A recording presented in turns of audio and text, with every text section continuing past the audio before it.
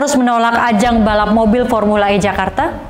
Ajang balap mobil Formula E berpotensi membakar uang rakyat hingga 4,48 triliun rupiah. Ajang balap mobil ini tidak memberikan dampak yang baik untuk kesejahteraan masyarakat. Selain itu, penyelenggaraan Formula E juga sangat melukai hati rakyat. Saat angka kemiskinan meningkat karena pandemi COVID-19, PHK terjadi di mana-mana. Banyak perusahaan gulung tikar, dan Pemprov DKI justru kehilangan kepekaan terhadap kondisi masyarakatnya yang kini masih banyak membutuhkan bantuan guna bertahan dari dampak pandemi. Tahukah Anda, uang 4,48 triliun itu bisa sangat bermanfaat bagi masyarakat. Dana 4,48 triliun itu nilainya setara dengan pembangunan 88 sekolah, pembangunan 44 rumah sakit, pemberian 38.000 beasiswa anak dari SD sampai lulus universitas, terutama 4.000 anak yang menjadi yatim piatu karena COVID-19. Pembayaran tunggakan BPJS 47.000 orang yang terkena PHK. Pemberian stimulus dana UKM untuk 3,7 juta pedagang kecil. Pemberian 7,4 juta paket sembako untuk keluarga miskin selama 2 bulan. Pemberian 896.000 unit laptop untuk siswa miskin. Dan pembangunan 2.000 rumah ibadah. Selain itu, anggaran 4,48 triliun rupiah juga setara dengan pemberian bantuan 9 juta rupiah bagi 500.000 warga miskin. Sudah sepatutnya warga Jakarta untuk tahu uang pajaknya digunakan untuk apa saja. Serta sudah seharusnya penggunaan uang pajak warga dikembalikan untuk membangun dan mensejahterakan penduduk Jakarta.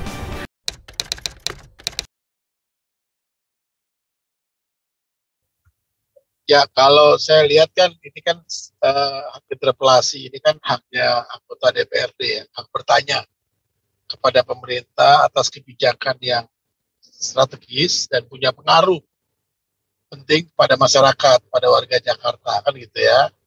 Nah, ini sudah diajukan oleh 33 orang dari 2 fraksi, fraksi PDIP dan juga PSI. Syaratnya memang itu minimal 15 orang anggota dari 2 fraksi. Ini kan sudah lebih ya dari 15. Tapi ini ada proses berikutnya, yakni harus disetujui melalui paripurna DPRD ya, yang dihadiri oleh setengah plus 1. Berarti kalau itu kan setidaknya sekitar 54 orang lah ya yang dibutuhkan untuk hadir gitu loh. Nanti baru diambil suara di situ. Jadi ini sih tergantung lobby-lobby ya supaya terjadi paripurna. Karena kalau dilihat dari hasil tersebut kan cuma 33 orang mereka yang mendukung. Sementara 7 tadi atau sekitar 80 atau 70-an orang itu kan tidak setuju kan dari 7 fraksi. Nah, ini perlu strategi-strategi dan lobby-lobby dan juga bangun gerakan-gerakan aliansi untuk mendorong supaya terjadi paripurna membahas ini gitu loh. Itu. Ya, jadi begini ya, kalau kita melihat proses dari pengajuan interpelasi ini yang awalnya oleh PSI kemudian bersama-sama dengan PDI Perjuangan, dan sebetulnya mengagetkan juga ketika akhirnya fraksi PDI Perjuangan juga semua menandatangani, yang tadinya pada awalnya belum semua, bahkan hanya sekitar 7 orang, tetapi pada akhir-akhirnya semua anggota fraksi PDI Perjuangan juga menandatangani.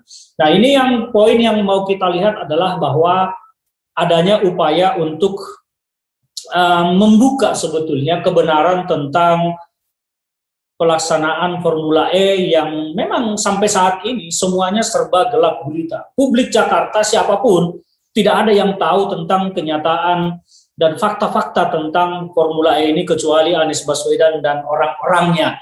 Nah, siapa orang-orangnya juga kan kita tidak tahu yang mengetahui proses ini. Nah, sekarang pengajuan telah disampaikan kepada pimpinan, tetapi apakah ini kemudian akan berlanjut dan bisa dilaksanakan? Ya, saya secara pribadi memang melihat agak kecil kemungkinan ini bisa berlanjut ya, tetapi publik akan melihat dan menyadari siapa sebetulnya sekarang partai-partai di Jakarta ini yang ingin masalah Formula E ini terang benderang, atau siapa justru yang ingin semuanya tetap gelap gulita.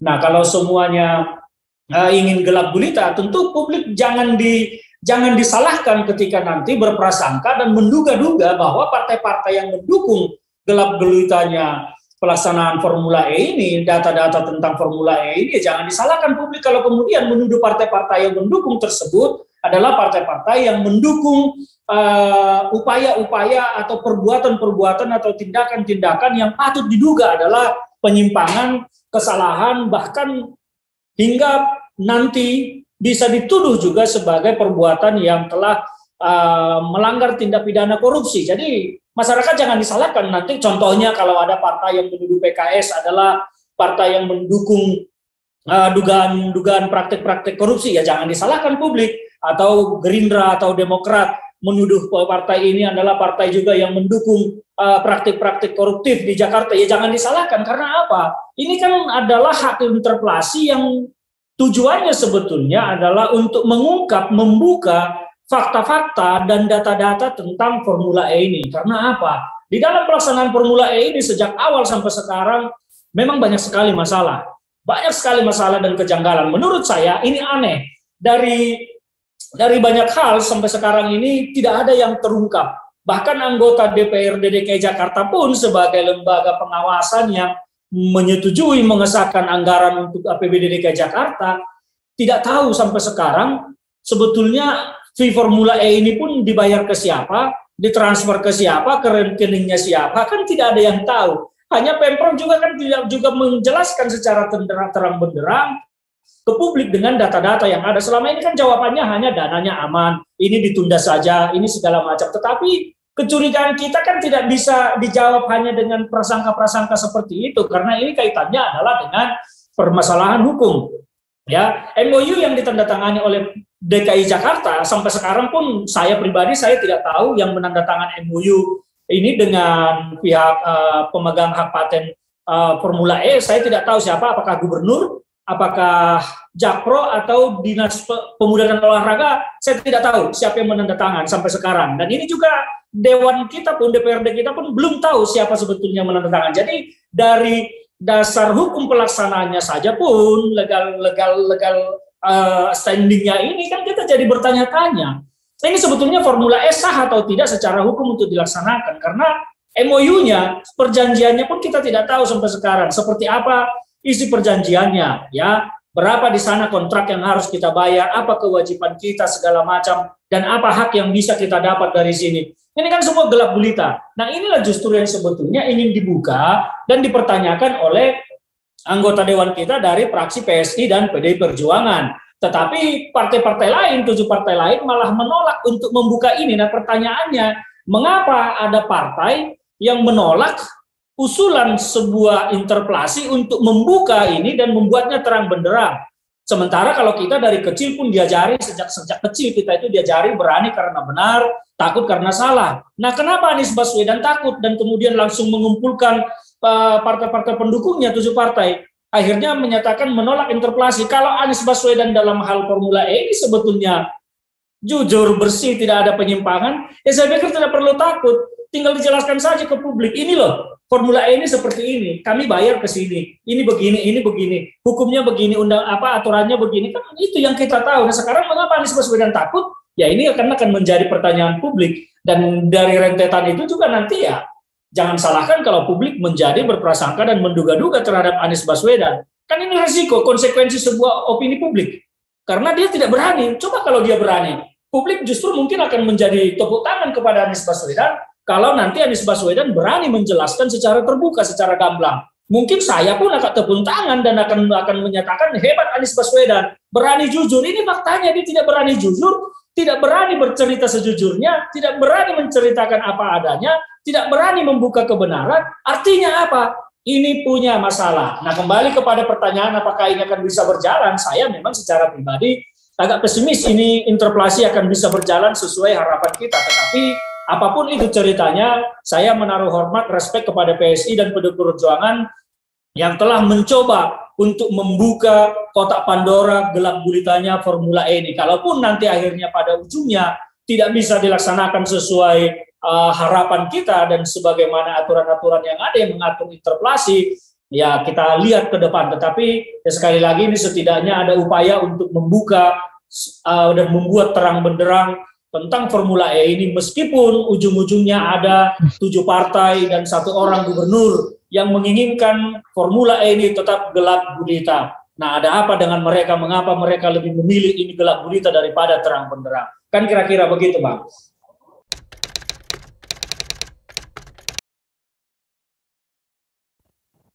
Ya bisa beberapa cara gitu ya, sesuai dengan tatip yang ada di DPRD. Tapi yang lebih mudah adalah ya hak interpelasi ini gitu loh, hak bertanya, ya minta penjelasan. Ini paling mudah mekanismenya gitu ya, bisa dicapai gitu loh. Tapi juga sulit gitu loh kan untuk mengambil keputusannya. Kalau dukungannya sih dapat udah 2 fraksi kan gitu ya. Sekarang bagaimana mendapatkannya? Nah, sekarang tadi saya bilang perlu langkah-langkah strategis yang bisa dilakukan oleh teman-teman dari PSI dan PDIP, ya, menggalang dukungan dari warga gitu, warga Jakarta supaya paripurna itu bisa terjadi dan dukungan makin bertambah gitu loh. Karena kenapa saya bilang demikian? Kan sebetulnya kan juga aneh, ini kan koalisi pemerintah kok ada di seberang sana gitu loh, ya, ada di seberang lautan gitu loh ya, dengan Anies itu misalnya, siapa tuh koalisi yang di sana gitu kan yang harusnya bersama. Karena kan komitmennya koalisi pemerintah ini kan bukan cuma di pusat tapi juga sampai ke daerah untuk membangun kebijakan-kebijakan strategis gitu loh ya. Misalnya Nasdem itu malah Joni Plate bilang mereka juga akan berkoalisi sampai ke daerah mendukung gitu loh. Tapi Nasdem kan ada di Anies, bingung juga kita ya. Lalu Golkar, lalu juga Gerindra. Nah, ini gimana ini? Nah, makanya saya bilang tadi perlu langkah-langkah strategis apa? Galang dukungan masyarakat supaya para pemimpin partai-partai politik koalisi pemerintah itu kompak di Jakarta. Kita uji dengan hak interpelasi ini gitu loh, supaya terjadi. Ini kan sesuatu yang lumrah. Tapi kan yang di sebelah sana bilang ini mau menjatuhkan Anies gitu ya, katanya kan hak interpelasinya. Nah, gimana mau menjatuhkan Anies? Gak ada itu gitu loh. Ini kan mau menjual supaya masyarakat yang kontra terhadap interpelasi ini marah. Padahal Anies gak usah dijatuhin juga, tahun depan udah selesai kok dia. Ya kan, udah selesai dia tahun depan, gak perlu repot-repot dijatuhin. Itu kan aneh gitu. Terus juga yang dari PKS bilang, kenapa sih harus interpelasi, kenapa gak diskusi? Nah, ini kan anggota DPR dari PKS ini berarti nggak ngerti, berbeda ya, hak meminta penjelasan dengan diskusi gitu loh.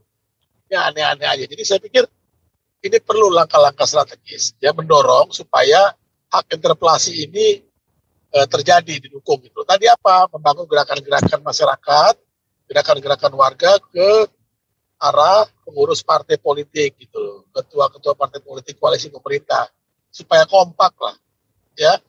Kan kalau seharusnya koalisi pemerintah ya pro kepada sikap demokratis, kritis ya terhadap kebijakan-kebijakan yang tidak menguntungkan warga.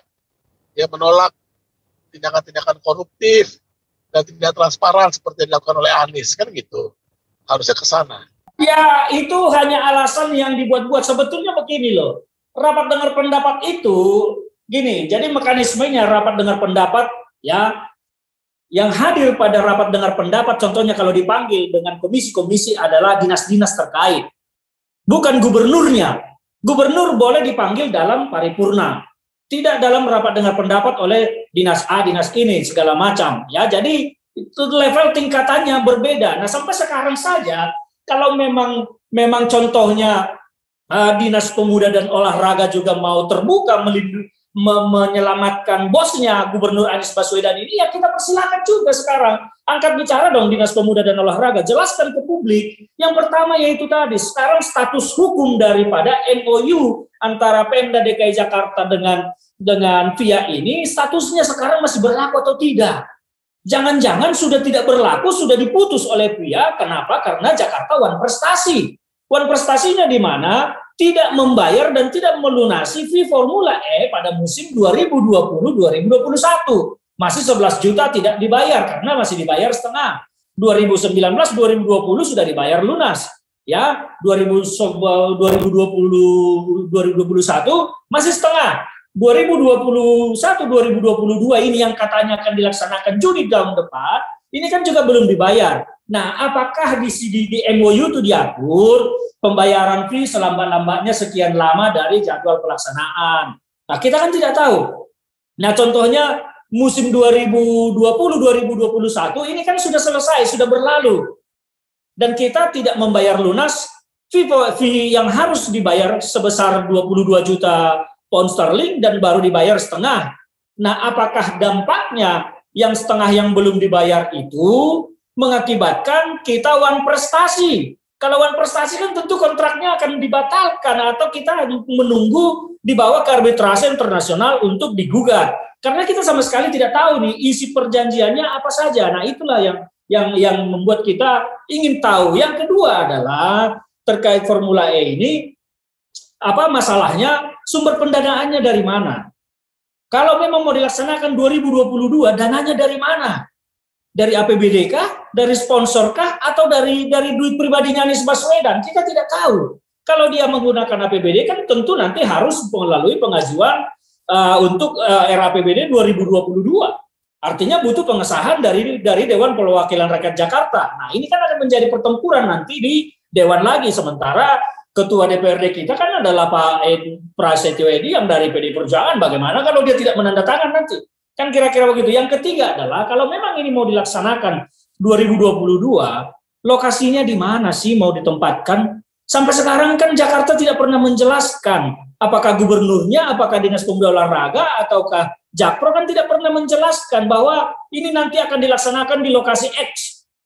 Oke lah kalau mereka menyebut nanti lokasinya X, studinya kelayakannya seperti apa? Kan harus ada studi, kan tidak bisa main laksanakan begitu aja, main bikin sirkuit. Tanah Jakarta kan nggak ada tanah kosong yang luas lagi untuk membangun sirkuit. Dia harus menggunakan wilayah yang ada. Ya kan, jadi butuh studi kelayakan berbagai macam. Apakah dia lewat pemukiman, kalau dulu kan melintasi cagar budaya, Monas segala macam kan tidak diizinkan pada akhirnya. Kenapa? Karena tidak boleh. Nah, kalau di tempat lain di mana? Apakah dia akan melintasi pemukiman, penduduknya mau tidak? Kalau lapangan kosong, di mana ada Jakarta lagi tanah kosong? Tidak ada. Nah, inilah hal-hal yang aneh. Yang berikut adalah yang kita pertanyakan terkait dengan bank garansi. Bank garansi katanya waktu itu sudah ditarik senilai 22 juta pound sterling. Tetapi apakah ini benar sudah ditarik oleh Pemda DKI Jakarta? Kan kita juga tidak tahu. DPRD-nya tidak tahu. Kalau sudah ditarik, uang ini sekarang ditempatkan di mana? 22 juta pound sterling atau setara 423 miliar rupiah, bank garansi yang telah dibayar kemudian katanya ditarik, itu di mana sekarang dananya? Kan tidak jelas. Oke, kita percaya ditarik. Entah di mana ditaruh, mungkin disimpan di mana gitu ya, terserah mereka lah, kita tidak tahu. Kita berasumsi saja benar ditarik. Nah, apakah dana ini bisa lagi mereka gunakan serta-merta untuk membayar bank garansi lagi untuk musim 2022 yang menurut Anies akan harus dilaksanakan itu? Ini tidak semudah seperti mau bikin acara sunatan massal, tinggal panggil anak-anaknya, panggil tukang sunatnya, panggil orang untuk datang, kendurian di situ, makan, selesai.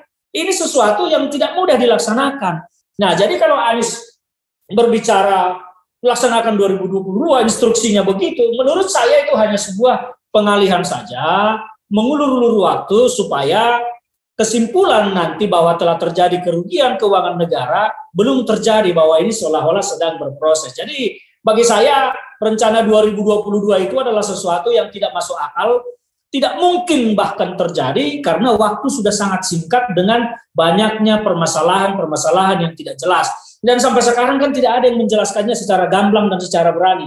Oke lah, kita ikuti maunya mereka, kan tidak harus interpelasi, bisa bertanya di rapat dengar pendapat. Rapat dengar pendapatnya dengan siapa? Pertanyaannya, siapa yang bertanggung jawab tentang Formula E ini? Jakpro kah? Dinas Pemuda Olahraga kah? Atau gubernur? Kalau gubernur ya masuk lewat RDP dengan siapa? Kan harus paripurna kalau dengan gubernur. Kalau dinas Pemuda dan Olahraga, silakan Dinas Pemuda dan Olahraga sampaikan, kan tidak harus menunggu kita tanya sekarang atau dipanggil DPRD. Bikin aja konferensi pers. Kami Dinas Pemuda Olahraga DKI Jakarta menjelaskan terkait Formula E bahwa sekarang status MOU kita begini, masih berlaku dan aktif, ya kan? Yang kedua, sumber dananya nanti dari ini. Yang ketiga, terkait dengan lokasi akan dilaksanakan di sini. Sebetulnya kan tidak sulit, tapi ini menjadi rumit karena mereka hanya berretorika. Ini seolah-olah sedang bagus berjalan, tetapi faktanya ini ruwet, amburadul, kacau balau, gelap gulita. Makanya tidak ada satupun yang pernah bicara terbuka terang benderang tentang Formula E ini. Mekanisme apa lagi? Diskusi. Ya enggak perlulah harus diskusi kalau memang berani menjelaskan. Bikin aja konferensi pers, Anies Baswedan duduk di depan balai kota dengan gagah dan seperti biasa keahliannya menata kata, jelaskan. Formula yang 560 miliar 2019, 2022, 2020, 360 miliar kami transfer ke rekening ini atas nama si ini. Ini buktinya. Simpel toh? Simpel. Tapi kenapa dia tidak berani melakukan itu? Musim 2020-2021. 11 juta pound sterling sudah kami bayar ke rekening ini buktinya, bukti transfernya. Mudah kan? Tapi kenapa itu tidak ada yang berani melakukan? Tidak ada sampai sekarang, artinya ini gelap gulita. Jadi kalau alasannya tidak perlu interpelasi, ya sebetulnya memang tidak perlu kalau Anies Baswedan berani bicara, gagah perkasa, jujur, terbuka. Sampaikan aja pertanyaan-pertanyaan kita itu, jawab saja. Kan pertanyaan di publik, apalagi kalau saya pribadi sudah berapa kali menyampaikan pertanyaan ini. Nis, ini uang sebanyak ini kau transfer kemana? Ke rekening siapa? Kan tidak pernah dijawab. Itu yang kedua, sekarang 2022 ini mau kau pakai dana dari mana? Yang ketiga, lokasinya di mana? Yang keempat, tentang tadi Bang garansi, statusnya seperti apa? Yang kelima, status MOU kita ini masih berlaku atau tidak? Kalau itu sudah tidak berlaku, Anies mau melaksanakan Formula E ini 2022 dengan siapa? Kalau sudah diputus oleh FIA, kan kita tidak tahu statusnya. Nah kalau sudah diputus, artinya kita tidak bisa kerjasama dengan FIA. Mau bikin Formula Entok, Formula Edan, kan nggak mungkin. Jadi itulah banyak sekali yang tidak jelas. Sebetulnya memang yang interpelasi tidak perlu ada kalau Anies Baswedan berani, jujur, membuka semua datanya kepada publik. Ayo dong konferensi pers, saya tantang Anies Baswedan dan seluruh pendukungnya yang memuja-muja Anies Baswedan ini sebagai orang hebat. Duduk kau di balai kota, panggil media, jelaskan semuanya dengan bukti-bukti secara rinci dan jelas. Kalau seperti ini retorika, ya berarti memang banyak sekali kebohongan yang ditutupi dengan kebohongan dalam agenda ini. Menurut saya begitu.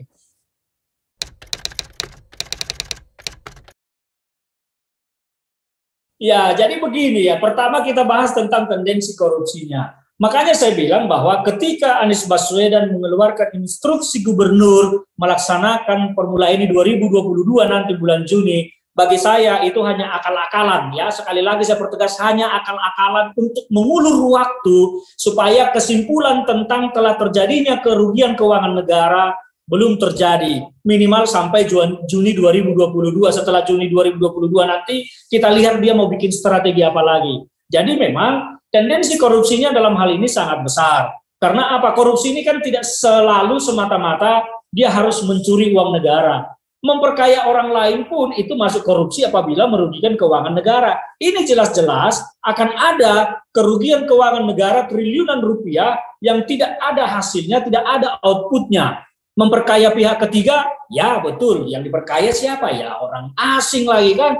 Nah ini, itu kalau soal tendensi korupsi. Nah, kedua, terkait dengan banyaknya seperti ICW lah ya, yang bungkam mulutnya diam tentang dugaan-dugaan penyimpangan di APBD DKI Jakarta, baik Formula E maupun kelebihan bayar, pemborosan segala macam.